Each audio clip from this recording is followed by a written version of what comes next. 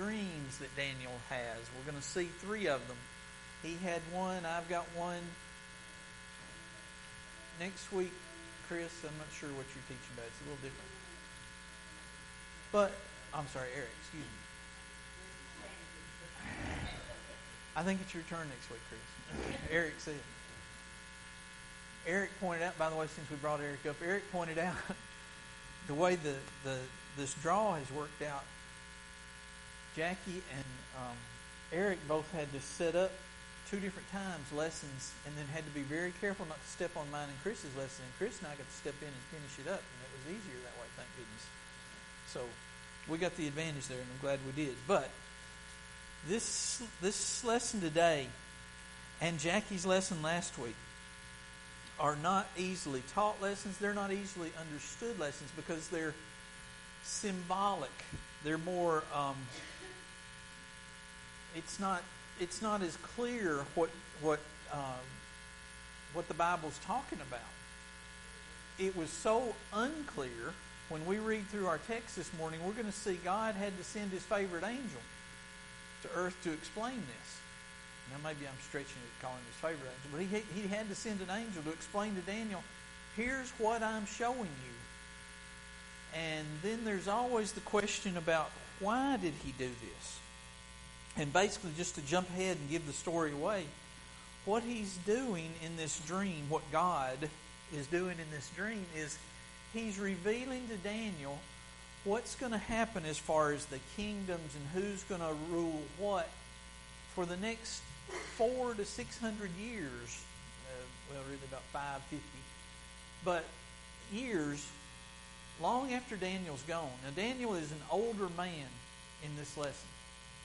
The author of one of these books, either the Quarterly or the Teacher's Manual, calculates up by using the rule of Belteshazzar or Belshazzar about when this started. And the best he can calculate, if Daniel came to Babylon when he was 20 years old, then he's 80 years old when we're studying this morning. And he's had, hopefully, by the time you're 80 years old, he's a little wiser. If not, we've wasted about 80 years, right? But he has things still. He still has a way of serving God. He's not given up yet. So God has this revelation for him. And to jump ahead and really give the story away, I want us to look in Daniel chapter 8, verses 27. We're not going to read down through here when we read our text, so I want to jump to verse 27. It says, Then I, Daniel, was exhausted and sick for days. Then I got up again and carried on the king's business. But I was astounded at the vision, and there was none to explain it. Basically, I bring that up to say this vision was so upsetting for Daniel that it made him sick. He was sick for days, it says. And the reason is, as you might surmise, the Jewish people didn't come out too well in this changing of the guard, in different empires coming in and taking over, and meanwhile the Jewish people seemed to be subjected to even more and more slavery and more persecution.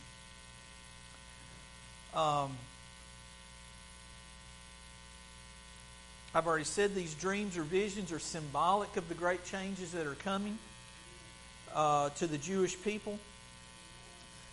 We have to remember that when we talk about these empires as they come in and take over, they're taking over what was the known world at the time.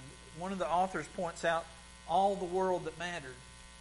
Now, there may have been people here in North America at the time, but this is talking about in and around the Mediterranean, Palestine, those areas. A little bit of Europe, because we're going to talk about Greece and Greek and that kind of thing.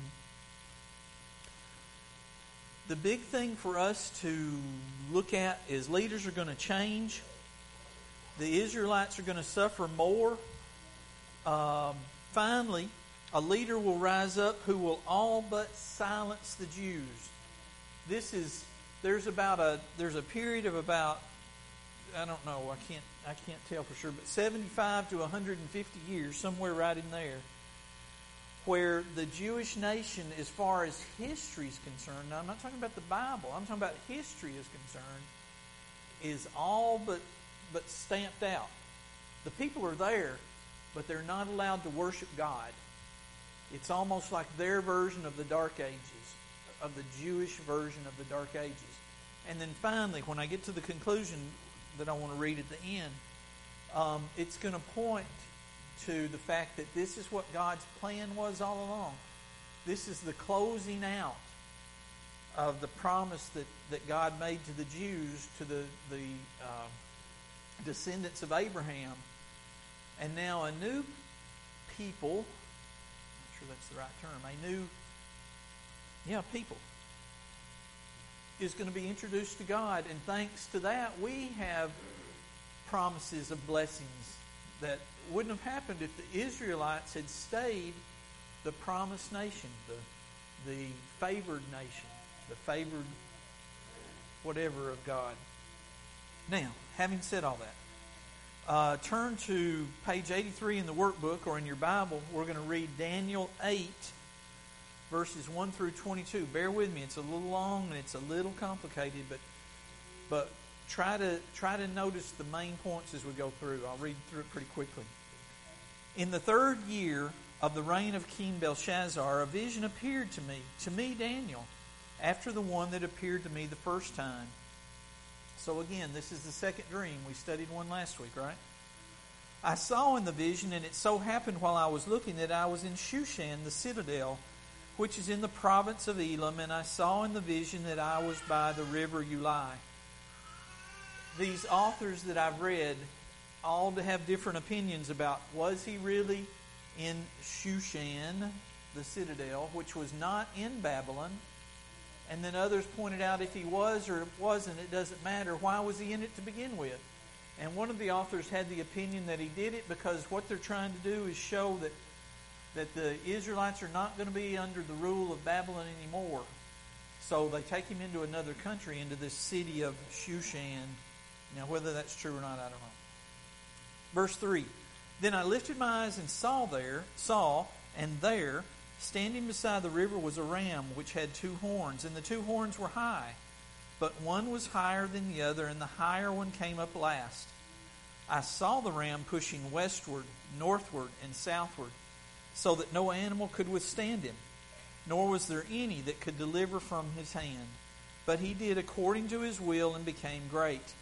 And as I was considering, suddenly a male goat came from the west across the surface of the whole earth without touching the ground, and the goat had a notable horn between his eyes. Then he came to the ram that had 2 horns, which I had seen standing beside the river, and ran at him with furious power. And I saw him confronting the ram. He was moved with rage against him and attacked the ram and broke down his 2 horns. There was no power in the ram to withstand him, but he cast him down to the ground and trampled him. And there was no one that could deliver the ram from his hand. Therefore the male goat grew very great. But when he became strong, the large horn was broken, and in place of its 4 notable ones came up toward the 4 winds of heaven. And out of one of them came a little horn which grew exceedingly great toward the south, toward the east, and toward the glorious land. And it grew up to the host of heaven, and it cast down some of the host, and some of the stars to the ground, and trampled them. He even exalted himself as high on the prince of the host, and by him the daily sacrifices were taken away, and the place of his sanctuary was cast down. Now, does any of that make sense to you? Just sounds like he's been eating mushrooms or something, doesn't it? Verse 12, because of transgression, an army was given over to the horn to oppose the daily sacrifices, and he cast truth down to the ground. He did all this, and he prospered. So, there's this dream. Daniel doesn't understand it. I'm not sure Daniel understands it even after the angel comes and talks to him, and we're going to read that in a second. But we, because we have history to look back and match the historical things that happened, against the number of horns and the places that the horns went. And even the talking about dragging down from heaven, one of the horns did. It becomes a little clearer. So basically, as we go through this, we're going to see that the Medes and the Persians took over. They were the two-horned goat, I guess. And then from the west, would that be west? Yes. No. From the east comes the ram, who turns out, it looks like, is Alexander the Great.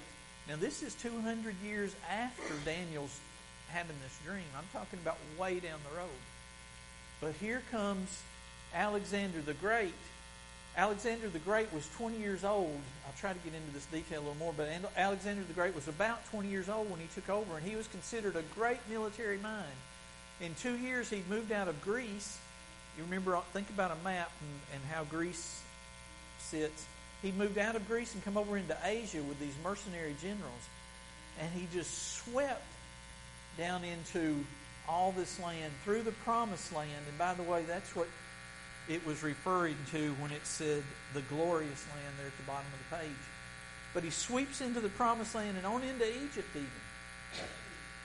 The trouble is, Alexander only lived about 10 years more. He died of a fever, it says, when he was 30.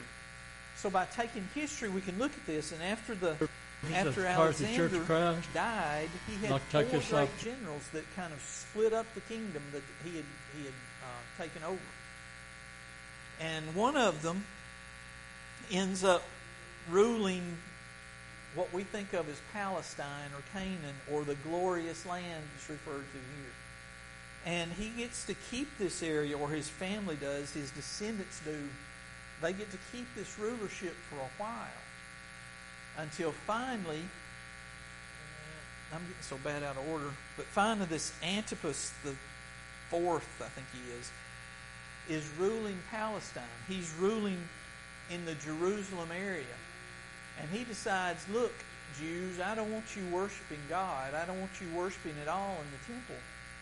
So he tells them no more sacrificing, no more feast days, no more anything that is your culture. Remember how we've studied in these lessons from Daniel, the first thing a captor does is he tries to take away the culture of the slaves that he's taken over. Well, Antipas is going even further than that. But anyway, so there is this time there that I referred to a few minutes ago as the dark ages of Jerusalem, but of the Jews, of Judaism. That's the word, Judaism.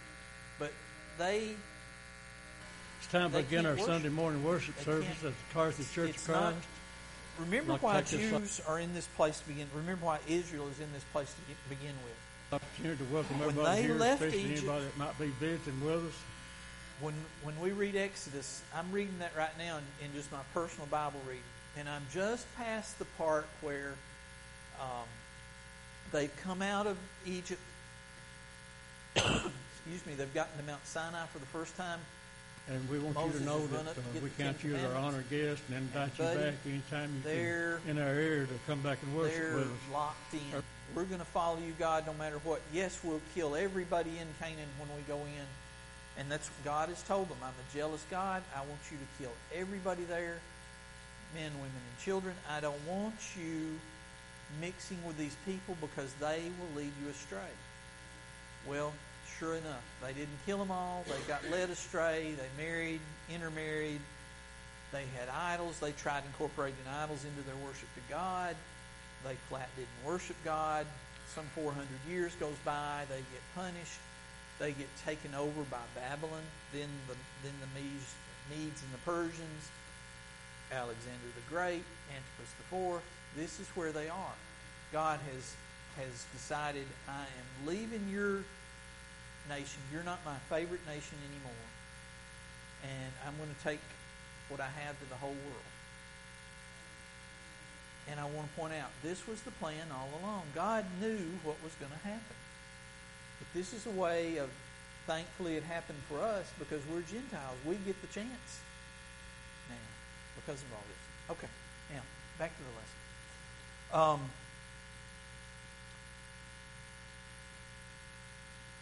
chapter 8. This symbolic language, the part that's hard to understand, it reminds me of Revelation for us.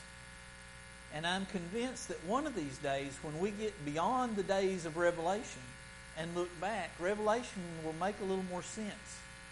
It has to make more sense than it does today, for me anyway. It makes sense for us. Even Daniel, after the angel came and talked to him and tried to explain, even Daniel doesn't look like he understands. But today, now that he has history to look back on, I'll bet he would tell you that, oh yeah, that makes sense now. So, let's go on. Verse 13. Then I heard a holy one speaking, and another holy one said to that certain one who was speaking, how long will the vision be concerning the daily sacrifices and the transgression of desolation, the giving of both the sanctuary and the host to be trampled underfoot? And he said to me, F-O-R, 2,300 days, and the sanctuary shall be cleansed. I cannot explain to you the significance of 2,000 however many days. The authors didn't say, and I don't know. But that's what he threw out there. And I heard a man's voice between the banks of the Eula who called and said, Gabriel, make this man understand the vision. Now we see Gabriel's name twice in the Old Testament, right here, and then in the next chapter, in chapter 9, he's doing basically the same thing. He's talking to Daniel again. And then there's two more times we'll read his name in the New Testament.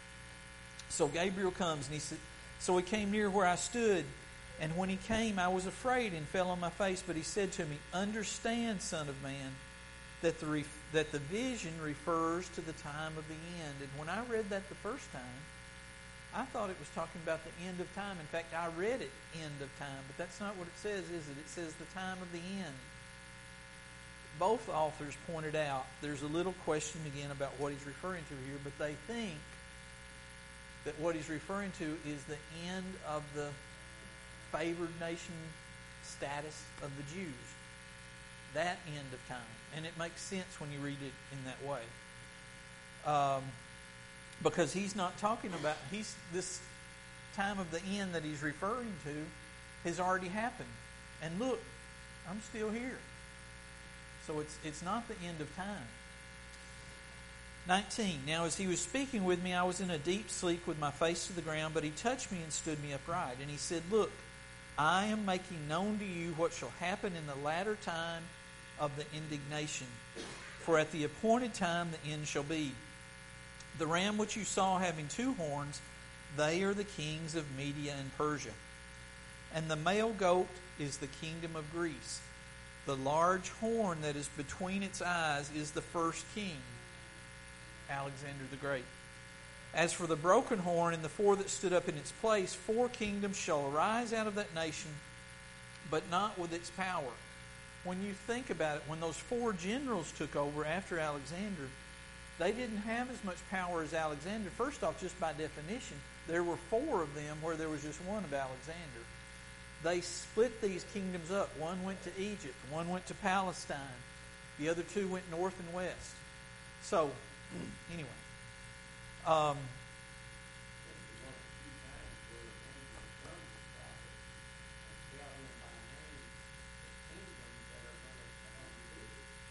He made it pretty plain.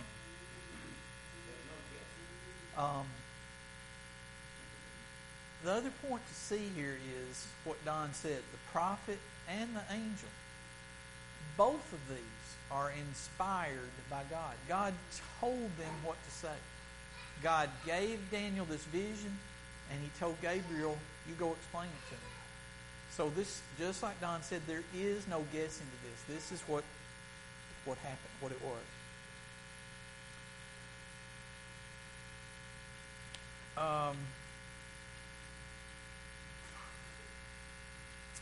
Okay, so we've gone over the vision as best I can.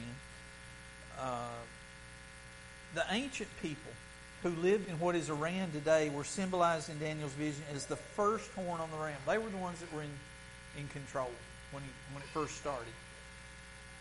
Persia comes in. They're led by Cyrus. He's the second horn, and it says it grew greater and came on later. It was the higher, I think was the word it used, of the 2 horns. 200 years later, Medo-Persian controls extended all the way from Ethiopia to India. This is a pretty big area.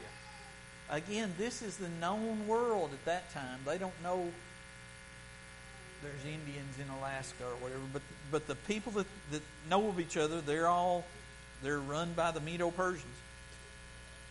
The Greeks at this time, the author points out, the Greeks were nothing but a loose group of cities who basically fought each other. It sounds like, when I think of Afghanistan now, that's what this sounds like. You know, the tribes are fighting back and forth with each other.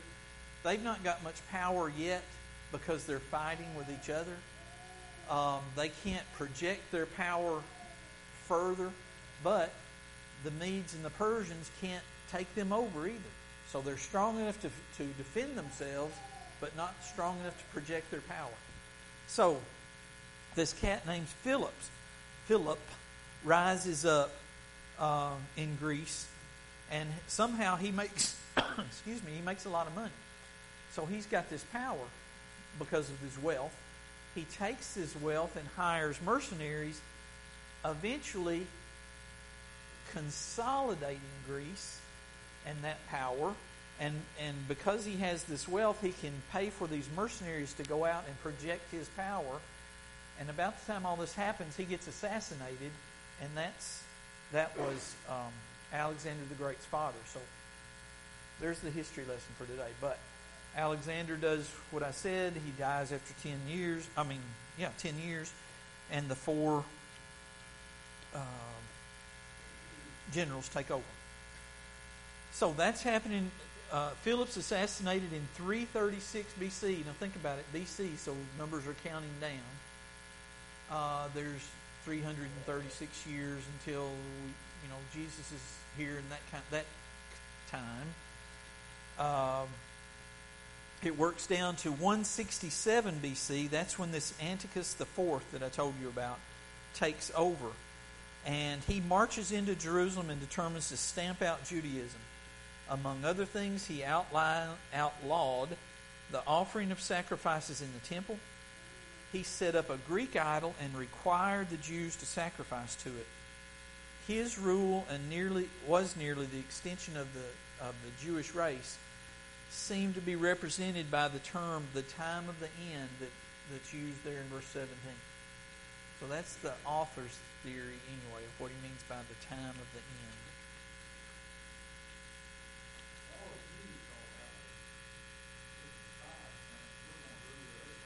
Physically.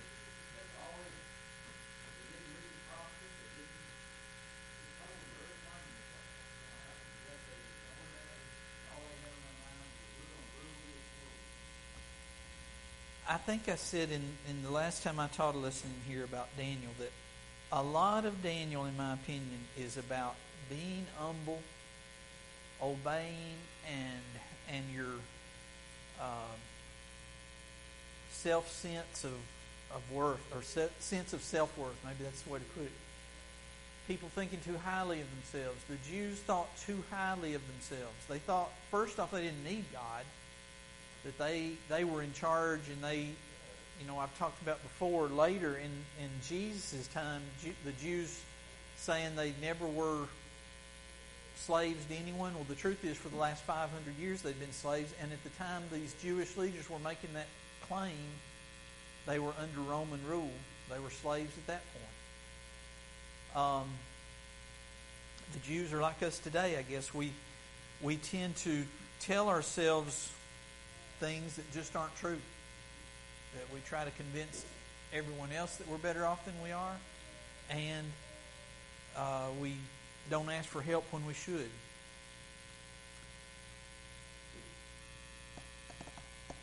Now, I told you Gabriel about when his name is mentioned, chapter 8, verse 16, and again in Daniel 9:21.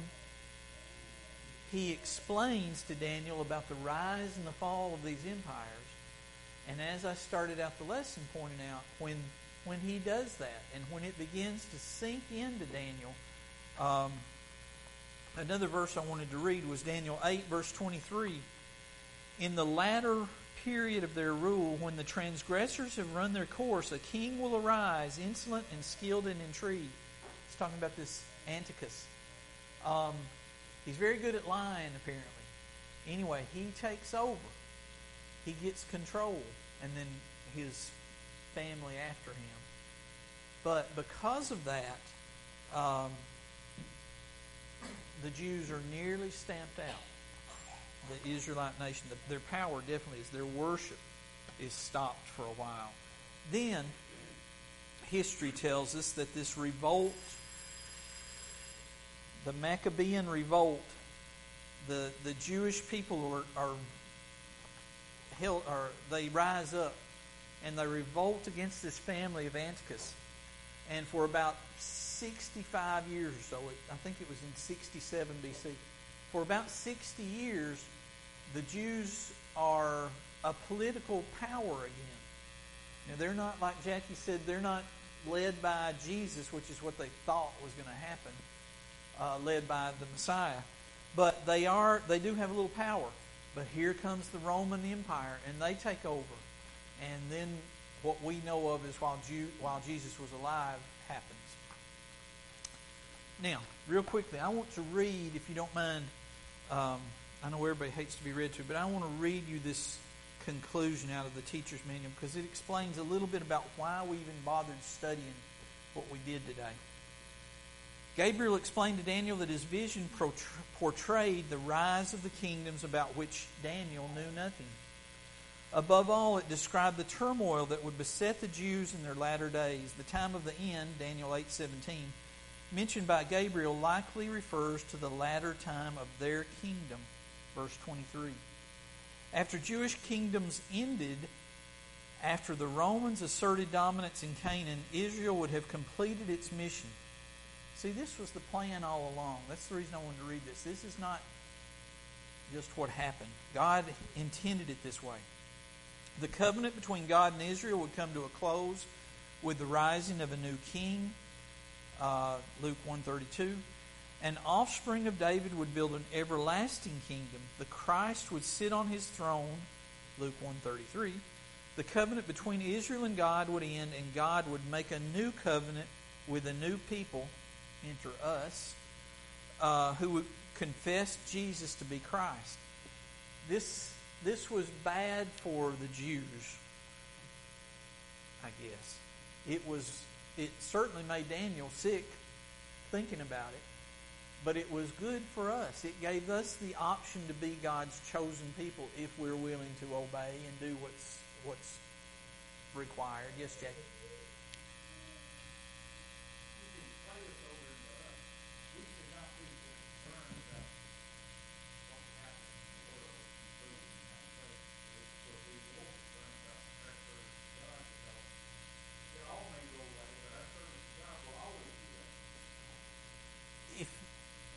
It's easy to say standing here right now. But if I believe in eternity and I believe that there's something better coming, why am I so worried about my physical stuff? My physical being, the things that I have. You know, I spend 45 hours a week working to gather stuff up. Why is that important? Think about it. There's something better coming, right? And we all get caught into that. Anyway, I appreciate you being here and I appreciate your attention. Thanks for listening.